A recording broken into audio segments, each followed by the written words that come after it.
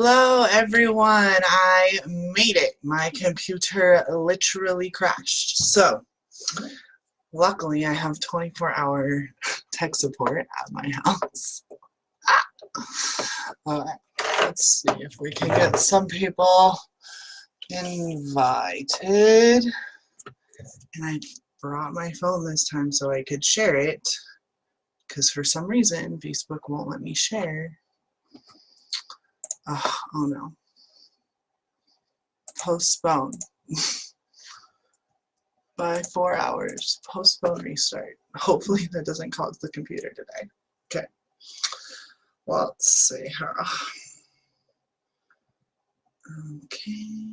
Share to group.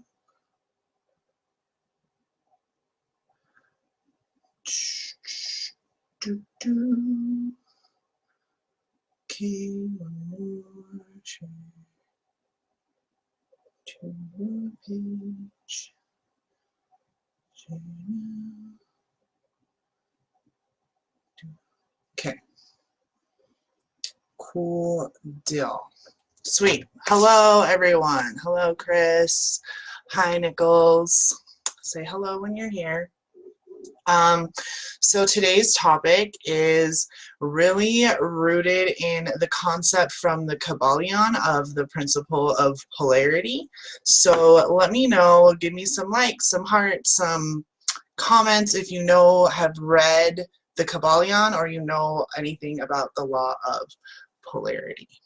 We're also going to be discussing the Tree of Life and the Merkabah star and the ascending and descending neurological pathways that really bust a hole through the whole concept of a dualistic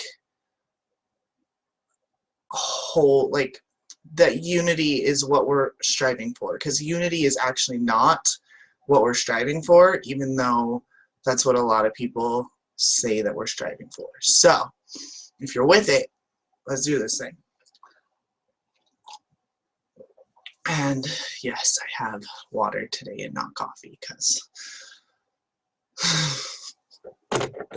I don't tend to drink coffee after 2 p.m. Okay, so the law of polarity, I'm just going to read it so that we're all on the same page, because it's a lot and it's a lot to dissect, but it really works with the idea of dragons, because dragon really becomes more or less of this higher self, lower self idea and this merging of ideas. And that's what I really mean by the end of duality. It's the end of this massiveness of polarity and coming back to the still point that isn't quite unity, though. It's this creation point, and then you start, that's where the infinity sign comes in. So the actual law of polarity, I totally pulled it up and then forgot to send it to myself. So let me just pull this up real quick. 2 seconds. The law of polarity is right. It's the principle of polarity.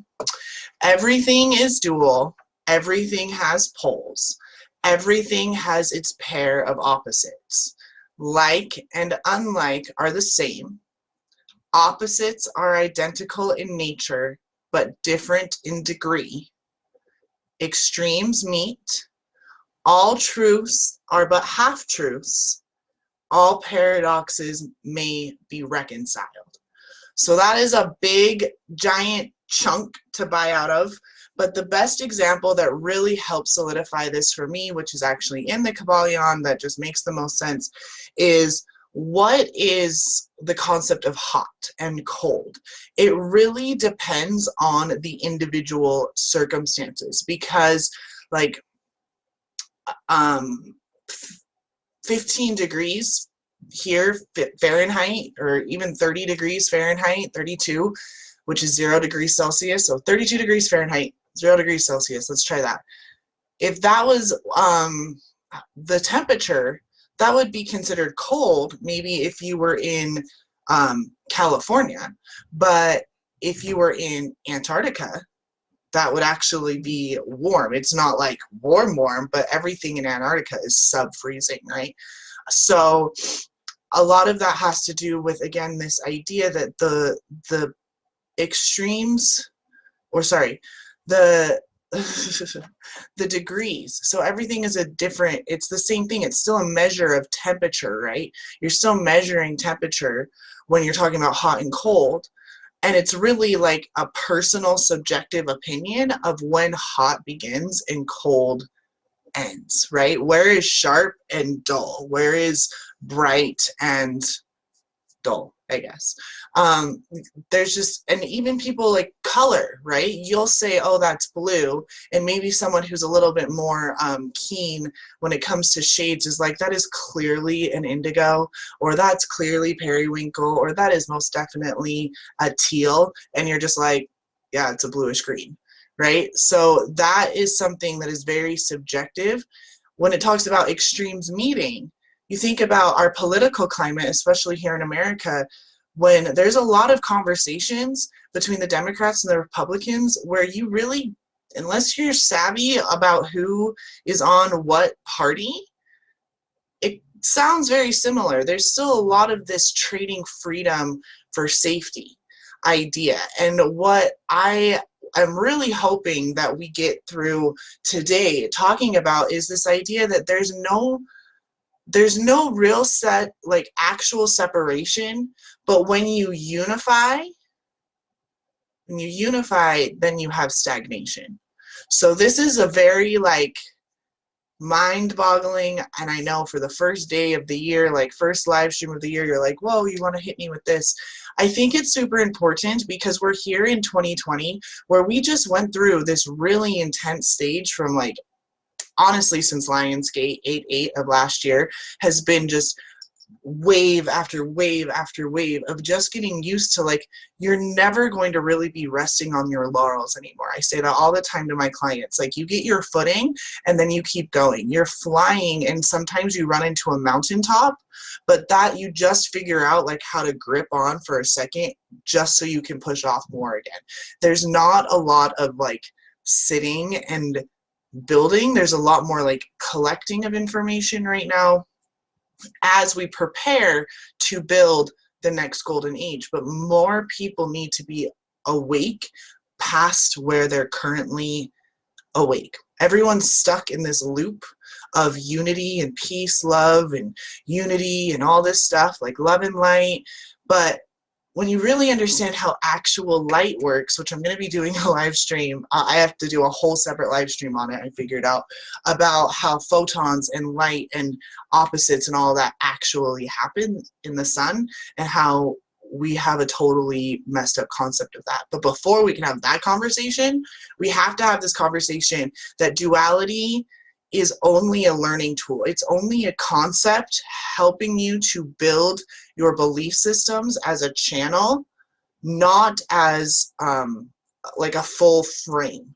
Okay, so a lot of people talk about how they have to frame, how you frame, it's a psychological term, how you frame a situation. And they're talking about a picture frame, which it makes sense, but when you're working through creating your own belief system, you're really not creating a frame, you're creating a channel, and you have to know where the end and beginning of your channel are.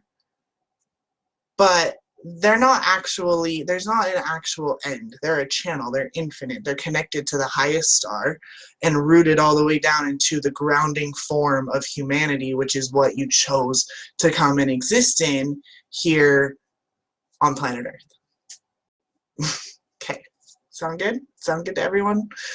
You guys know that I love interaction, because I never know if all the people it says that are watching are really watching, or if it just started autoplay. So let's see. Hi, Christina, Phoenix, Ryan, Amanda. Look at all you people. Hello, darlings. So, do you guys have any questions so far? This is like a pretty... Okay, yes. Hello, Christina. Yay. So let's talk about...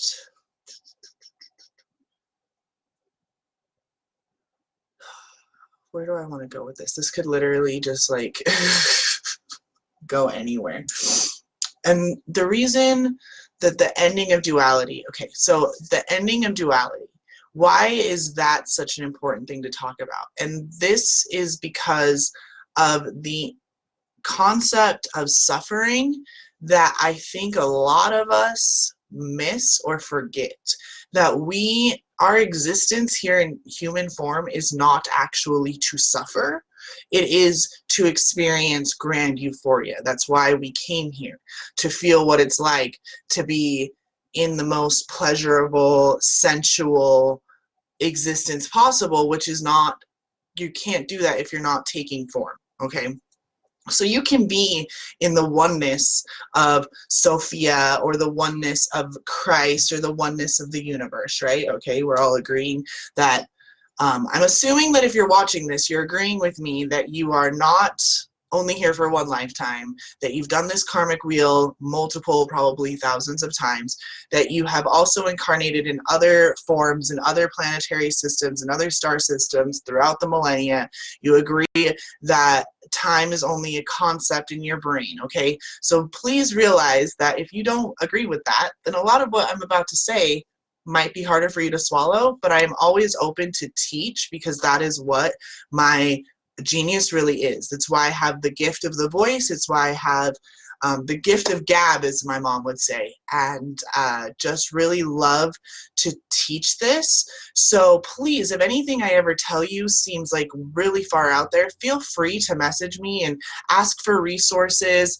I, of course, have like private clients. I work with individuals and companies and couples, all working through all of this idea that there is no separation and yet there's also no unity. So that is what really drives me to work in that river of well-being between rigidity and chaos, and learning how to form and create your own divine channel that I call being in your dragon, and other people call it being in your Godhead, and other people call it being in your highest timeline, and other people call it a billion jillion different things, because we really are working with similar codes. And as soon as one person at that caliber taps into it, it's like a ripple effect that it just becomes available to everyone else on the matrix. Some people pick up on it faster, but eventually it disseminates through. And a lot of what many people start out with, other people are like, yeah, that's stuff that we've known since like the 70s, but you weren't at a vibrational point yet. Law of Attraction 101, you weren't at a vibrational point yet to receive that. And not only can you receive, like, create your, like, a vibrational match for things, you are capable of creating your own vibration through form, which is this ascending and descending path of the Holy Spirit through your neurological, or what you will call the Kundalini life force. You might call it the Kundalini life force. Okay, how are we? How are we? Anybody got any questions, comments, or concerns? Doing pretty good. Okay.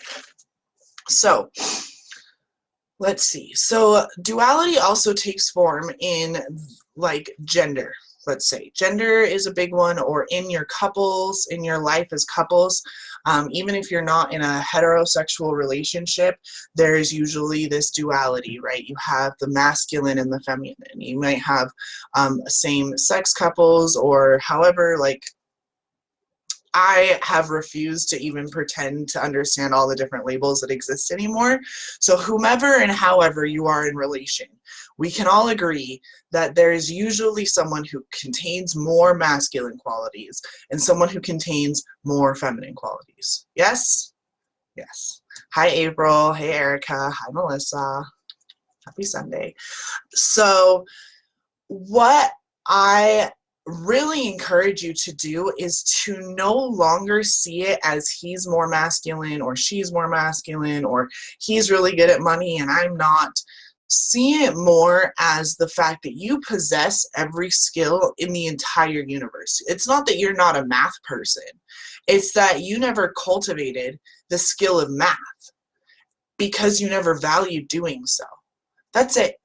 We put so much burden and so much judgment on ourselves. Oh, well, I'm not a very good writer, or I'm terrified of speaking in public. These are all just limiting beliefs you've created for yourself based on past experiences, probably when you were a child. And you can go back as an adult and recreate the neurological pathways in there and give yourself a more empowering story. This is what so many people do for literally years and decades, doing inner child work and working on childhood wounds and working through childhood traumas, and then even going into past lives and working through all of that, in which all of that is completely and legitimately awesome work that I know has helped probably millions of people at this point. It's also a time suck to do that stuff. You can literally spend your whole lifetime dealing with past lifetimes, or even just this lifetime, but when you were a kid, trying to remember what it was like being 10 to 12 years old, because that's when you were at your peak of your sports performance.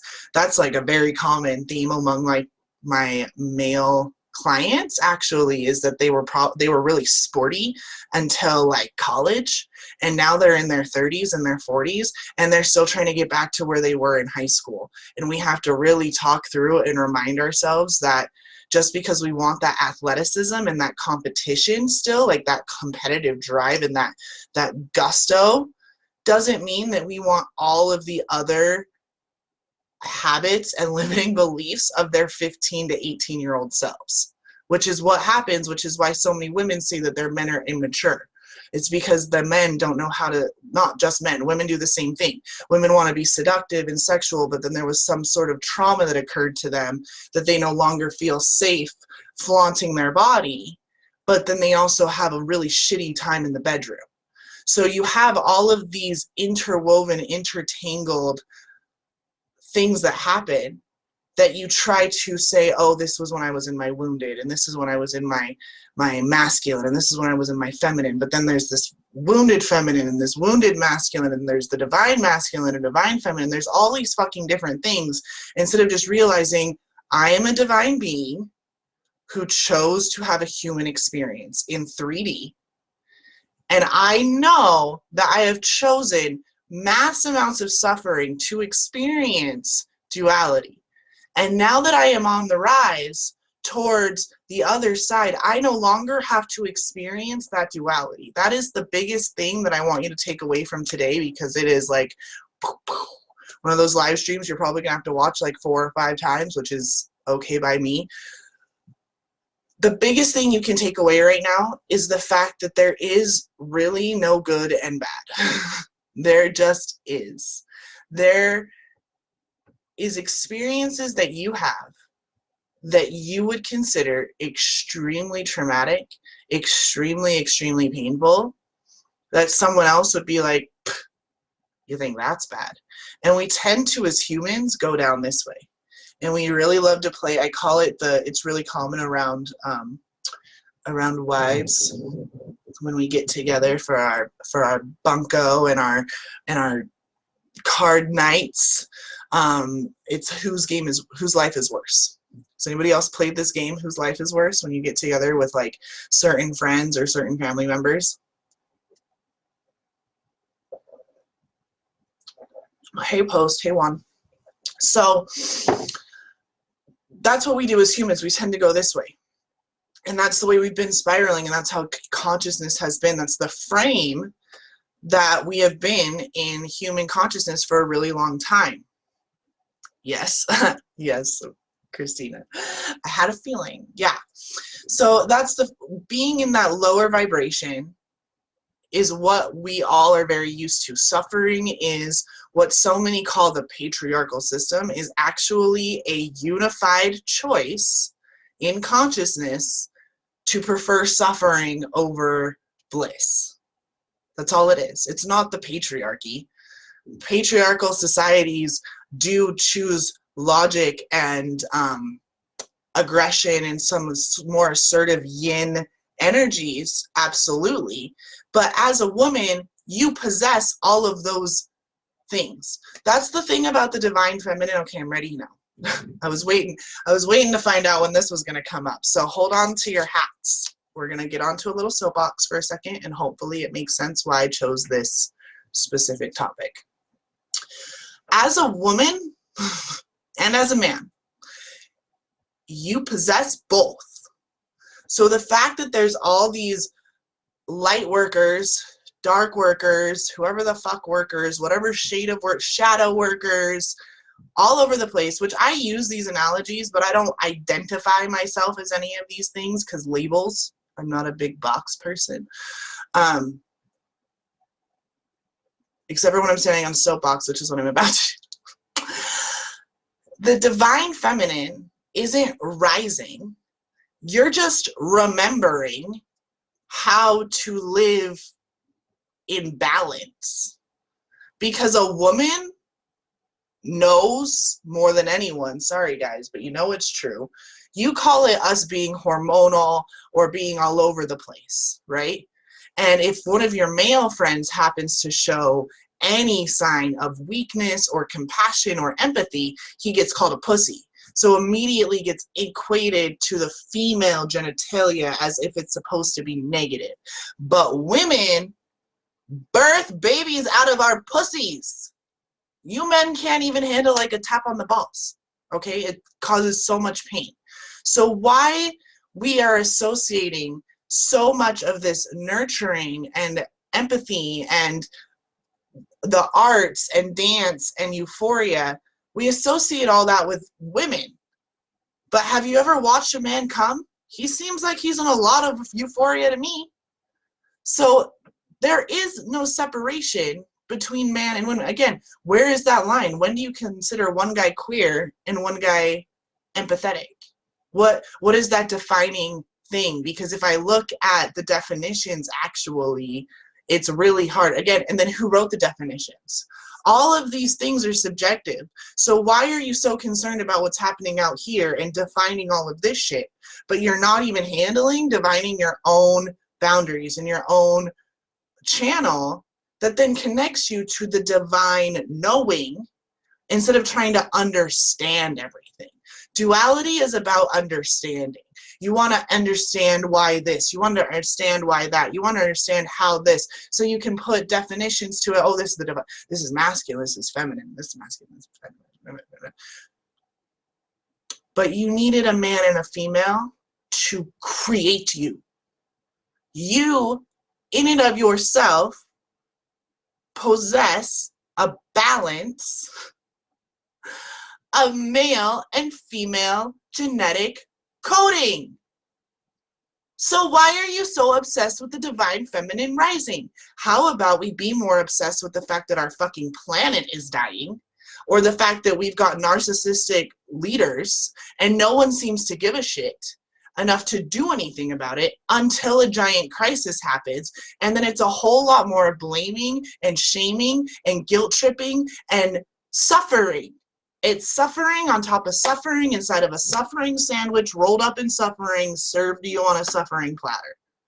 Because consciously, as a whole, for the past 5,000 years, we've chosen that. Now remember, extremes meet. So what is the positive side of all the negative shit going on?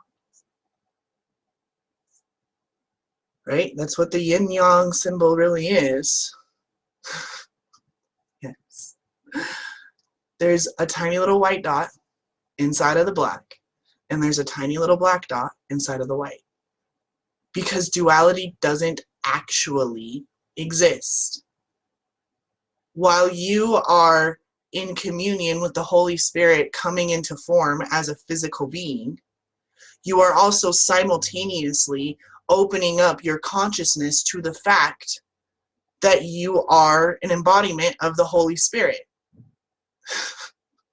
You're doing both at the exact same time. You think you're ascending in like some upward pattern. Right, but we associate awareness with upwardness. And that's because we think of upward and downward. But really, light expands in all directions simultaneously. So you're actually moving more like this, which is why you feel like you're doing this, because you want to think in a two-dimensional way.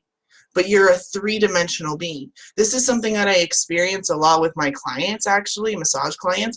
They realize that their front and their back hurt, but they forget that they can rotate and that they're like three-dimensional. So yes, it is awareness. That's part of it, Erica. Absolutely. That would be the ascending part of it, that you become aware, you become consciously aware that you're creating. But as you become consciously aware that you're creating, you then start creating more, which is the descent of your superconscious descending through form and being manifest on the physical plane, which is what law of attraction, they say that you reached the vibration, but then there's all these people that create brand new stuff. And right now, with Moore's law being in effect, Moore's law is the law that the technological advances of the current time is actually going to grow exponentially, which is why it's really hard to actually even have a public school system for kids that are supposed to be there for 18 years because of how quickly the acceleration is. They can't even like prepare kids to be in a workforce because they don't know what the workforce is going to look like in 20 years. I digress.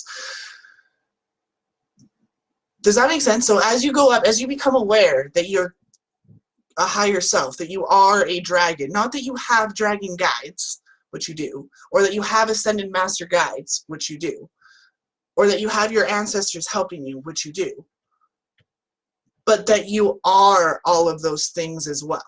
So in Hindu mythology, this is the idea of Shiva and Shakti, right? Shiva being oneness and Shakti being the variation of form, right? Or as they say in Catholic, the unity, we are all one within the body of Christ, meaning, or the all is mind and the universe is mental. They're all saying the same thing, that we are all actually not separate, yet the paradox, all paradoxes meet, or all paradoxes can be reconciled. The paradox being that we're not separate and yet we are all creating unique frequencies within the one body of form of Christ, the universe, whatever, insert your belief system. As you guys know, I don't care. You could be a devout member of the United States Army. Ha, that's funny. You could be in the military, but you could also be like one of my super intense libertarian clients who is all about the militia and Viva la Revolution. You could be a devout member of the LDS Church, of the Church of Jesus Christ of Latter-day Saints, or you could be a super atheist, no way, no how, and yet I know exactly which language is in your body that you need to hear so that you can remember your own divine blueprint and your own divine frequency, which is really what every transformational metaphysical mentor is doing. They just want you to believe that somehow they have the secret recipe. Their secret recipe is the same secret recipe. I'll tell you what it is. The ability to hold their own channel open, space, communicate with you, and not let your shit bother them at all. This nonchalance of really wanting you to succeed and realizing that their worthiness is not in whether or not their clients succeed. And that's when you have found a really good mentor. If you have a mentor that hasn't figured that out, they're also probably stuck in duality consciousness. They're stuck in this polarity and this lack and this competition and this, oh my gosh, if my clients don't succeed, that means that I'm a bad coach. No, if your clients don't succeed, that means that they probably didn't do the work. Or, yeah, that's most likely it. Hello, Ernesto. So, let's see. All right. Okay, so women, we have also this ability to ascend, really get past this, it's non-duality, essentially, where you are an imbalance of both feminine and masculine qualities in all areas of your life. I do not speak Spanish. So, hold on, please hold. Non-duality really is this idea that you need to, that we can transcend transcend, not ascend, because it's just really moving. You know how I said I'm not really a box person? It's because I don't like being in boxes, but I really like looking at boxes. Sociology is one of the programs that I really, really enjoyed, and also one of the reasons why I love being so involved in politics is because I really, truly enjoy watching these belief systems play out and poking holes and figuring out why people believe what they believe. Because when you start asking people why they believe what they believe, a lot of people can't tell you besides because, or well, that's just how I was raised. So when you're able to transcend this idea that I need to have a belief system that is always rigid in one area or the other, again, circumstantial situations, then you're able to live life more in a flow, which is why I use the channel. The stronger the channel, the more pressure of water can come out, the more change you can affect. So the more you continuously ask the questions of why am I doing what I'm doing the way I'm doing it, the more that you can solidify your message in the world, and you can channel more for your clients because they haven't figured out how to do that yet, and they're looking for a strong current, and they're like a little stream right now, and you're just kind of helping feed that stream for now, and later on down the river they become their own strong giant river, right? My analogies are all over the place today, guys. I hope that this makes sense for some of you. Wrath and bliss, that's another side of that. A lot of people are so like, well, you can't know sadness if you don't, or you can't know happiness if you haven't known sadness, which is true unless you believe what we talked about before, which is that you've already lived several thousand lifetimes. So if you've already lived several thousand lifetimes, then you have the capability of going into any of those, experiencing suffering, remembering that you fucking hate it, and coming back into bliss without actually ever experiencing suffering in this timeline. So the end of duality really, again, comes back to the end of this happening in your life. Or every time you go to get better and you, like I was saying, you don't crash into mountains anymore. You're not like climbing up like, shit, everything's falling out from beneath me. You might just like, oh, that mountain was actually kind of tall. I needed to take a little rest, or I needed to just put my claw down for a second and use the momentum of that situation to push off of, but you don't let it weigh you down and make you heavy anymore. So this is something that a lot of clients of mine experience. It's this cycle that they're like, every time I up level, the bottom drops out, or all these bills show up, or every time I think I'm going to meet the perfect guy, an ex shows up in my life, or every time we think that we're finally going to have awesome sex life, the kid's schedule changes, or something happens right when they're about to. So when I'm about to blank, something happens that causes it to not, or you have to really work at it and you're really climbing. When you accept that you are constantly creating and that you really are responsible for everything that you are having and experiencing in your life, you decide that that shit is done. Like done. That isn't a thing for you. That's why my new phrase is ain't nothing but a thing. Because it's perfect. Every thought becomes choice. Yeah, you might have to deal with some old karma coming back, but each time it's coming at you, you're actually being tested. Remember how I told you how I like to poke holes in people's boxes and their belief systems? That's what the universe is coming back. It's checking your channel. It's trying to see, oh, you really want this? And not everyone understands, but then they like suffer under it. They're like, oh, here it goes again. Yep, I must be up leveling. Oh yeah, this all happened. Yep, just like before. Here's all this shit that comes up. Or you decide that you're actually never going to play that code again. You're actually way better and more worthy than ever having to play out that situation ever in your life ever again. And the next time it even starts to play, you're like, no. That's not going to happen. And the universe is like, oh shit, okay, she's serious this time. He's serious this time. And what you used to, it could be the exact same fucking thing that used to happen, but instead of you experiencing it, remember hot and cold? Instead of you experiencing it as a life-altering, cataclysmic catastrophe, it ain't nothing but a thing. Okay, let's move through this. Let's move on. And you will experience that that is the last time that level of negativity pulls you down that far. And you will also experience this flip, this moment where you recognize that being in low vibration is what feels weird, and being in that heady space that you're often in after meditation is where normal is. And your scale just keeps moving up and moving up and moving up.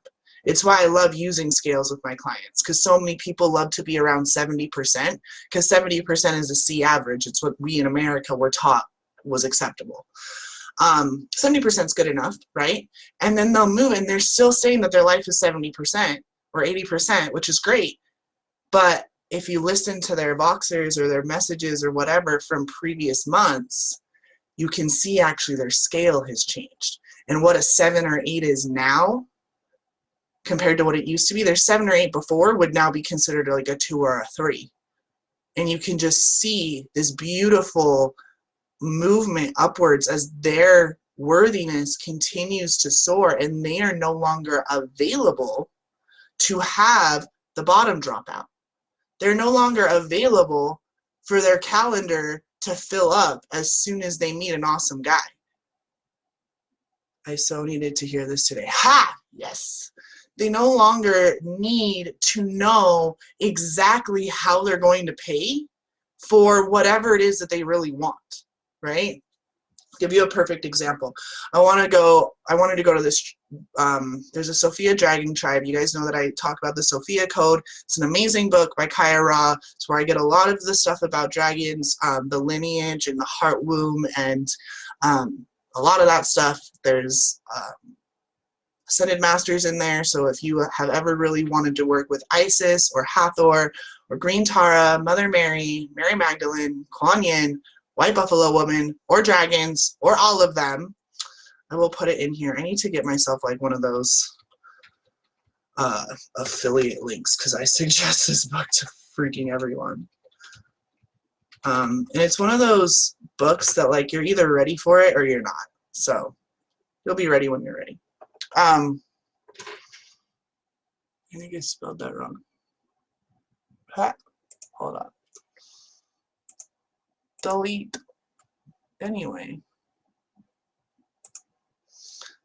Can you please let me delete this comment, please? Thank you. Alright. I'm just going to put in the name. The Sophia Code by Kaya Ra. There. Okay.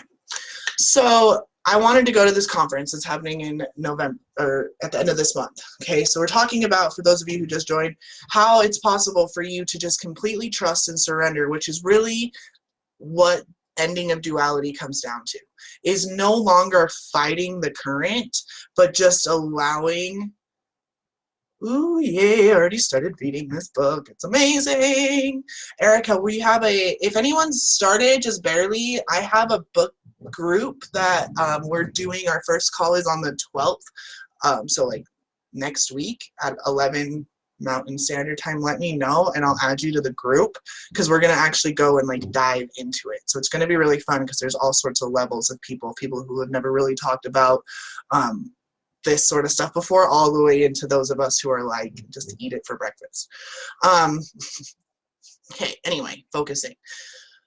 when you're actually at the end of duality, when you have conceded the fact that your life is a continuous stream of miracles that you don't need to understand, okay, that is when you've actually ended this obsession with duality.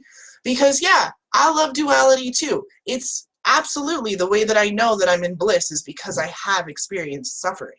But I'm no longer needing that in my life. I no longer crave that fucking drama. Because when you're in duality, you are in fucking drama. And I like chaos as more of a creation tool than a fucking melodrama. Okay, sweet, Erica. Message me. Send me a PM and I will add you. I'll forget. So when you finally trust and surrender to the flow of your channel, because you are super solid on what is acceptable in your life and why you do what you do the way you do it, and you make the alterations and you course correct and you don't beat yourself up and you don't shame yourself and you don't allow yourself to go into shame spirals and you don't allow yourself to get swept up in the current and the tumultuous bullshit of other people, and you are solid in your channel and your divine knowing of what you're doing and who you are, you trust and surrender that everything is happening for you for a reason because you fucking created it on some sort of level. Because as you become more conscious, you also become more capable of creating. So you're in a constant flow of up and down and sideways and going and transcending and learning and moving. Like a river. A river doesn't just like go in one, right? A river has depth, it has width, and it can go high. It's got all the things. So that is your life. Your life is a channel, your life is a river. When you finally have surrendered, miraculous things like this can happen. I wanted to go to this event in Santa Monica at the end of this month. But it's the end of the year. I didn't have any idea. I've got some clients that are ending, so I have new spots opening. So I'm like, I don't know if I can just like randomly bust out a trip at the end of the month with, you know, a month's notice. So I just kind of put it out there, put it out to a couple of friends that kind of live in the area. Hey, would you be interested in like going to at least one of the days? It's a 2-day event. A couple of them jumped on board right away. And I was like, okay, cool. Now I just got to figure out how I'm going to get down there. I don't really want to drive because I live in Salt Lake. It's like a 12-hour drive. Don't feel like stopping in Vegas and paying for a hotel. Like that turns into like an 8-day trip. I wanted it to just be a weekend. And like 24 hours later, my best friend is in my kitchen using his Sky Miles because he travels constantly for work, is in my kitchen and for my Christmas present buying my plane ticket to Santa Monica to LAX for me for that weekend. And 24 hours after that, my client that has a house in Beverly Hills tells me that she's going to be down there until the 21st and is going to be leaving to come back up here. But when I go down from the 23rd to the 26th, I'm welcome to stay in her apartment for like the cost of it needing the housekeeper to come in and clean up afterwards, which is like $50 or something. So just from a thought, I was able to have my plane ticket and my boarding, my somewhere to stay taken care of for me. I have friends that I'm meeting there. I now get a 4-day vacation to work on my book, to go to this amazing experience that obviously I need to go to because I do teach a lot of what I've learned through reading that book and listening to the transmissions and listening to other things that Caryn has taught and connecting to those specific masters and mentors and remembering times and previous lives and all of this stuff. Like it's an amazing, amazing text. But I've also felt that same level if some sort of amazing opportunity came to go and meet the, oh my gosh, I can never pronounce his name, but there's a living Buddha who is here right now, who lives also, ironically, in Southern California. And, you know, or if I got the opportunity to go to the UN and speak for whatever reason, if anything that I'm interested in ever happened, I would know that when it happens with ease like that, it's because I'm surrendering. Because I could have taken a totally different route of like, okay, so what I need to do is, okay, if I get this many clients, okay, so what kind of post do I need to do? So I need to do a post so that I can get this much money. Okay, and so how much money is in the account? Okay, so if I have this much money in the account and then this, and I would go through and I'd go through the whole month and I'd figure it out and I would get down to the fucking dollar amount it was going to cost me for my plane ticket and for my board and for food. And guess what? Betcha I wouldn't be going. I would still today be like a week later, I have no idea how I'm going to pull this off. I've actually had more bills happen because I know my pattern that the more I try to control things and really get lasered in on what needs to happen, that's when it all starts falling apart for me. Versus I can set the what. So I want to be here on this day. I want to have this by this time. And if I can just like, okay, that's what I want, and then like go bake some cookies, then I know that my higher self, my dragon, myself as dragon, the part of me that can see all of the moving pieces that my human consciousness can't, just is like bing, bing, boom, choo, choo, choo, here you go. It's done. Only because I've been able to accept that some things aren't happening because I don't actually need them. And that it's what so many call shadow, right? I've done shadow work, okay? It's not that I have a problem with it. It's that I am tired to death of that being the only thing that I see people doing for years and years. And I'm tired of my clients coming to me telling me that they think they've done everything already, and all they really needed was to realize that they already had all of the tools. They just have to be worthy of being the carpenter. That's why Jesus was a carpenter, guys. He built things. He created universes. That's what that analogy and that metaphor really is being able to use the physical around you to build whatever the hell you want because it brings you joy. That's why carpenters do what they do, not because they get paid a ton of money for it. I mean, yeah, there's some pretty wealthy carpenters out there, I'm sure, but most of the carpenters I know, it's a pretty humble profession, right? And that's starting to change. You have more people realizing that money is just energy. It's just how we're going to move world forward. That there is right now a very intense imbalance of people who have money. And the more of the masses that raise up and demand their share, not their fair share because they didn't work for it, but who have opened up their own divine genius to own the worth and the divine knowing that they actually have plenty that would merit receiving that level of money, it's going to disseminate. Not because the poor or because the rich were taxed to death, but because you realize that you also could have enough money where you didn't give a shit if you paid that much in taxes. Okay. I want to make sure I have a few notes. You guys know I don't usually do notes, but let me double check.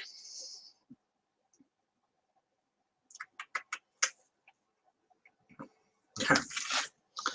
So the final thing that I really want to talk about is when you are coming into, when you have finally owned that there is no actual permanent state, that's when you realize that the whole idea that unity is the goal is bullshit. When there's unity, there's stagnation. When you're a unified, like solidified clump, what happens? Nothing. That's the reason why so many things are happening in our world right now, because we have clumped together in victim consciousness. And anytime someone bolts away, we call them mad or crazy or insane or an overnight sensation, and don't really pay them any mind because they're leaving the tribe. And that's happening more and more, so you're seeing more and more people kind of breaking off, but then they're just sort of like collecting just outside of the giant clump, and they're almost creating their own new clump. Like, here, we're going to keep you clumped people safe, and if you come out and you want to, here, we have a safe place for you. I'm going to be a safe space. It's going to be really safe. It's going to be warm. And we're also working towards unity. But our unity is based in love and in light and in peace. And that's what we're really hoping for and working towards. So come unify with us. Don't unify down in victim consciousness because nothing's moving. Come unified with us in this love and light field. And that lasted, the expansion lasted about 25 years, and ever since about 2012, maybe even, it's been stuck again. And we have this whole new issue of non-movement through this, oh, we're a circle. So you might want to tell me, oh, Caryn, so the end of duality means that I accept that we are a circle and we are whole and we are one. No. Because when you are one, you are Shiva, you are in oneness. When you are in Shakti, you accept and love and worship the variation of form, which is your human existence. So now we have more people. A lot of you guys call yourself dark workers. That's cool. I did for a while too. Who are breaking off again, breaking off further. But this time, they're not coming back to unify. They're actually coming in to like blow shit up and see what happens and see how many other people come follow them into the dark and into the void and into the labyrinth. That's why I don't tell you that working with me is going to be a safe space, because I'm going to hold the space for you to explode over and over. It's like when a star is forming. You have all this gas that compiles together, and then what happens? Fucking nuclear reactions. Kaboom, kaboom, kaboom, kaboom, kaboom. Over and over and over and over and over again. And it's only the magnetic field that holds those explosions in place so that it can form and stay a star. That's why what I call my personal, like, one-on-one container, the Stellar Dragon Labyrinth, because you are becoming a star. You are becoming the star that crosses over and becomes the tree of life. You have perfected this downward channel of all-knowingness down, becoming the point of the Merkaba, of the Star of David. And simultaneously have perfected being the tree of life that touches every star, where you take everything that you know from being grounded here in 3D, and you ascend and move forward, and you reach wanting and yearning not to understand, but to know and to remember what you've already known, and from all of the ancestors and all of the higher beings and the ascended systems and ascended masters and star systems. So you've also perfected this into becoming the oneness and the separation into form. And you have perfected this, which is just the Star of David. It's the Merkaba star. It's part of the Metatron's cube. It's all over the place. Even the tree of life itself is a tree, but her branches, just a tree herself. She's touching every star and connecting outwards, and then coming in and forming a solid trunk that really is where the most of the magic happens, is in that solid state. Yeah. But you're solid in and of yourself. You're not solid in a massed clump with everybody else's belief systems. You've broken off, you've branched off, you've created your own belief system and your own channel that nobody else really needs to understand. I come on here and I start talking, and how many times have I been like, well, I hope that makes sense to y'all? Because I don't need you to understand it. I need my message to go out and to reach whoever it is that does understand it, because that's the person that this live stream is for. Because that is what I do as a channel when I come here, is I open my knowing that what I speak is truth necessary for my clients to find me. Not because I'm creating them or attracting them, but because my voice is coded in a way that reminds them that we made a soul contract previously, and they come and they fill my inbox and they say, okay, what do I have no idea who you are or where you came from, but let's do this thing. Christine, I freaking love it, Caryn. I love hearts. Oh, Erica. Stagnation in water causes mold, and we are mainly water. Yeah, exactly. That is fucking yes, Erica. Exactly. It causes mold. And if you've ever read another great book, let's see, Hidden Messages. It's an old one. I don't remember who it's by. It's Hidden Messages in Water.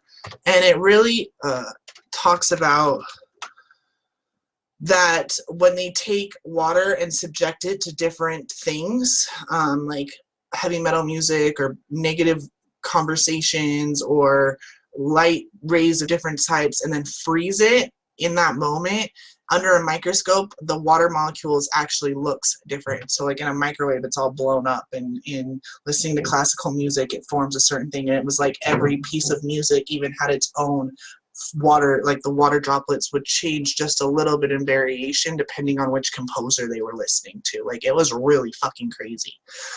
Which goes along with that we are made of mostly water. So when we're not changing and flowing and moving, we actually are causing our cells to break down, and our belief systems also tend to break down.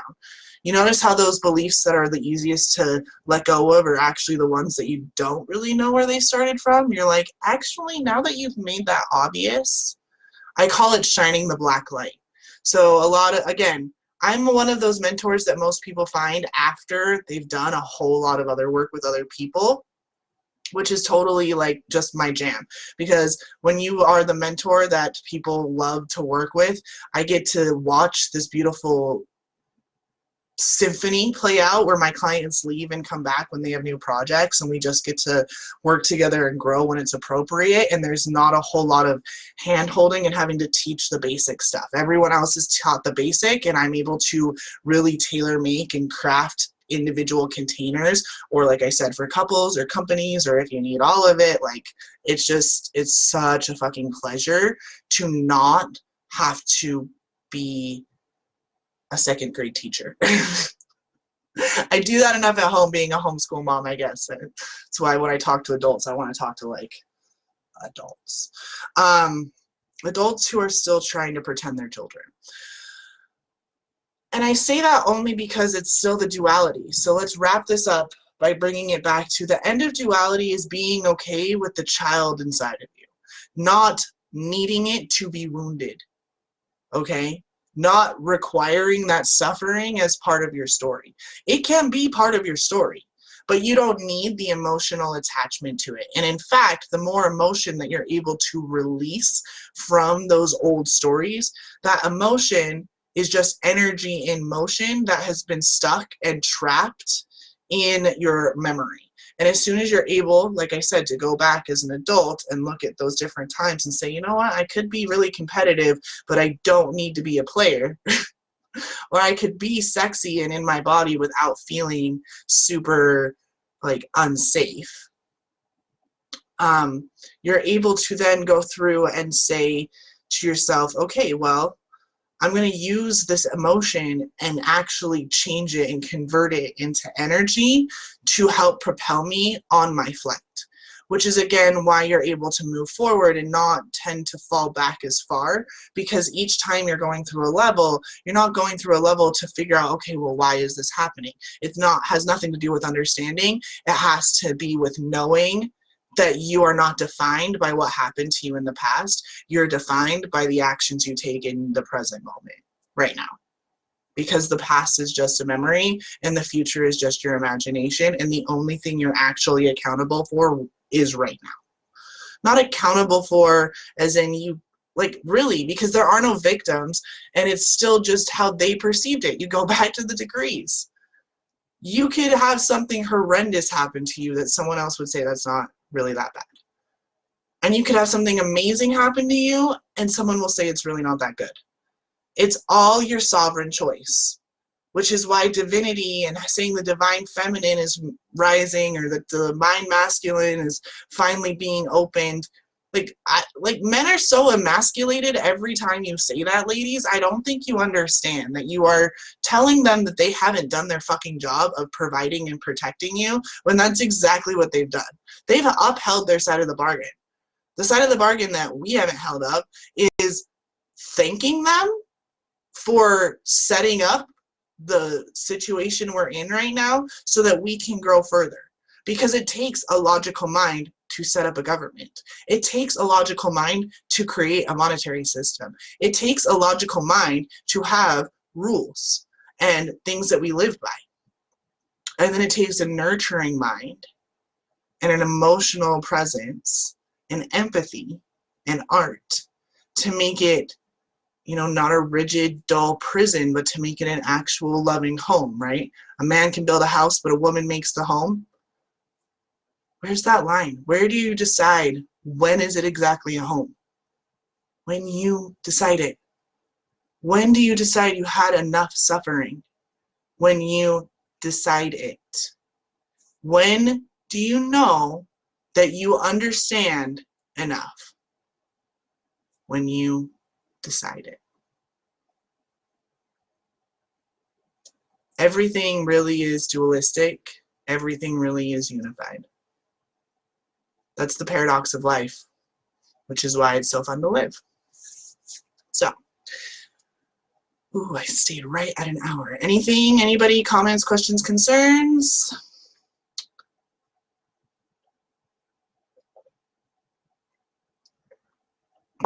Cool. So if anybody is interested in talking to me about working with me one-on-one, I do have a couple of spots for the Stellar Dragon Labyrinth. I'm only taking on 3 new clients this quarter while I'm working on my book, so please reach out to me. Also, if you're interested in doing things as a couple, if you're one of those couples that has your businesses together or you're trying to really grow in that way, I do have an offering for you as well, so let me know. I don't know who on here that would apply to. And yeah, stay tuned for more information about the book and the launch and all that stuff, because that's going to be my main focus for this quarter, because it's going to be coming out around spring equinox. So that's like March of this year, here, mid-March. So thank you so much, everyone. I love you. Enjoy your Sunday, and I will talk to you next week. Mwah.